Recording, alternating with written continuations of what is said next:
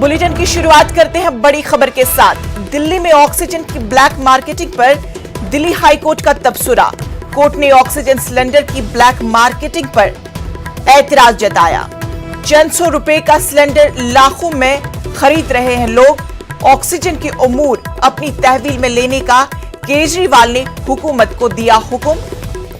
हुकूमत सिलेंडर बनने का काम संभाले। दिल्ली हाईकोर्ट ने अपने बयान में कहा कि ब्लैक मार्केटिंग करने वालों को भी तहवील में लेने का दिया गया हुक्म।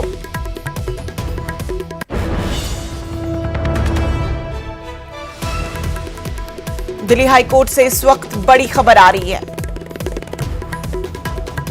दिल्ली में ऑक्सीजन की ब्लैक मार्केटिंग पर दिल्ली हाईकोर्ट ने अपना तबसरा जारी किया है, जिसमें कहा गया है कि चंद सौ रुपए का सिलेंडर लाखों में लोग खरीद रहे हैं। तो इस पर हुकूमत को हुक्म दिया है कि ऑक्सीजन के अमूर अपनी तहवील में लिए जाए ताकि इस तरह की नौबत पेश न आए।